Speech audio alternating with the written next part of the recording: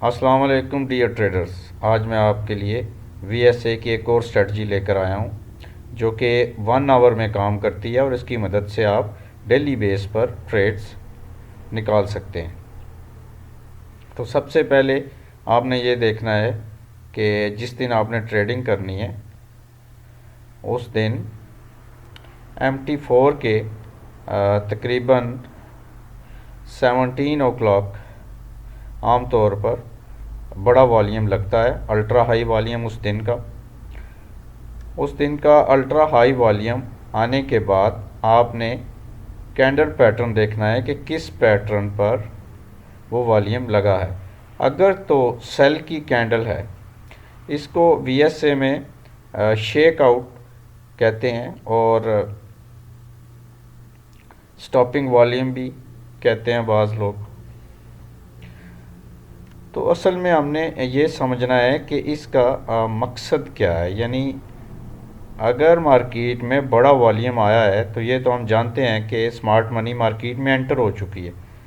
तो candle pattern को देखकर हमें पता चलेगा कि जो स्मार्ट मनी एंटर हुई है वो करना क्या चाह रहे हैं। तो अगर इस तरह की वो कैंडल बने जिसके नीचे विक हो तो इससे साफ जाहिर है कि रिजेक्शन हुई है और इतने बड़े वॉल्यूम से जो ट्रेड हुई है उसमें स्मार्ट मनी या हेज फंड्स ने बाइंग की होगी। बाइंग का हमें कैसे पता चलता है? उसके लिए हमारे पास एक ही क्लू है कि इसकी क्लोजिंग अगर तो नीचे विक दे के हुई है तो ये इस चीज़ की निशानी है कि मार्केट में किसी पर्टिकुलर लेवल पर रिजेक्शन हुई है और वॉल्यूम भी बड़ा लगा है। तो इतना बड़ा वॉल्यूम लगने के बाद अगर मार्केट के नीचे विक है और उसकी क्लोजिंग भी ऊपर हुई है तो इससे साफ जाहिर है कि स्मार्ट मनी यहाँ पर बाय कर रही होगी। तो इसका बिल्कुल आसान तरीका यह है कि इसकी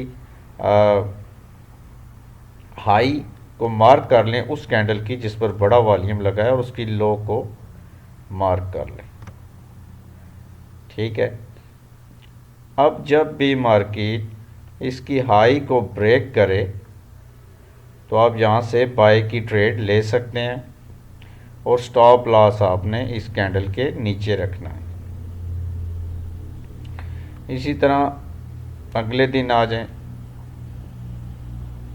ये अल्ट्रा हाई वॉल्यूम लगा था, इसके बाद ब्रेकआउट हुआ, मार्केट थोड़ी देर रुकी और फिर बुलिश बाय में चली गई। तो यहाँ से अगर आप देखें तो 120 पिप की ट्रेड आपको मिल गई। इसके बाद अगले दिन पे आ जाइए, ये भी MT4 के 17 ओ क्लॉक पर अल्ट्रा हाई वॉल्यूम लगा है और यहाँ पर भी इस दिन भी एक रिजेक्शन कैंडल बनी है जिसके नीचे विक है और इतना बड़ा वॉल्यूम है। तो ये नीचे जो विक है ये इस चीज़ की निशानी है कि यहाँ पर रिजेक्शन हुई है। तो इसके लिए भी हम इसकी लो को और इसकी हाई को मेंशन कर लेंगे और जब भी मार्केट इसकी हाई को ब्रेक करेगी तो हम बाय की ट्रेड ले सकते हैं। अगर हम चाहें तो रीटेस्ट पर भी, अगर हमें रीटेस्ट मिलता है अगले दिन तो वहाँ पर भी हम एंट्री ले सकते हैं। स्टॉप लॉस हमारा इसी कैंडल के नीचे रहेगा। अगर कोई करीब हमारे पास सपोर्ट लेवल है तो हम वहाँ पर अपना स्टॉप लॉस ले लेंगे।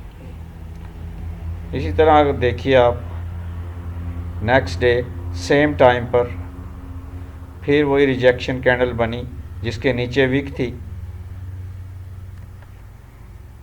तो हम समझ गए कि अगर इसकी लो ब्रेक नहीं होगी तो मार्केट जो है वो बुलिश जाएगी।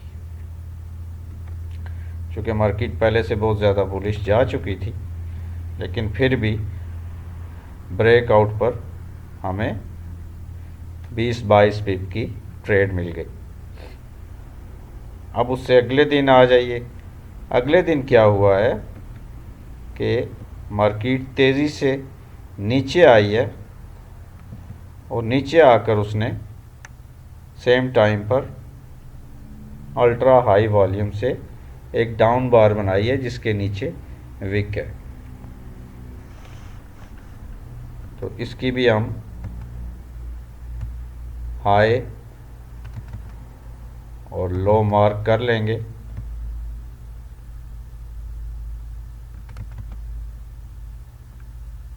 और जब भी मार्केट इसकी हाई को ब्रेकआउट करेगी तो हम यहाँ से ट्रेड उठा सकते हैं।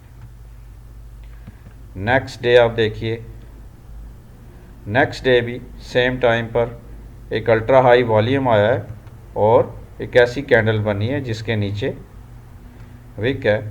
तो इसका मतलब ये है कि स्मार्ट मनी इसमें भी बाइंग में है। जो इसकी हाई ब्रेक होगी हम यहाँ से ट्रेड ले सकते हैं।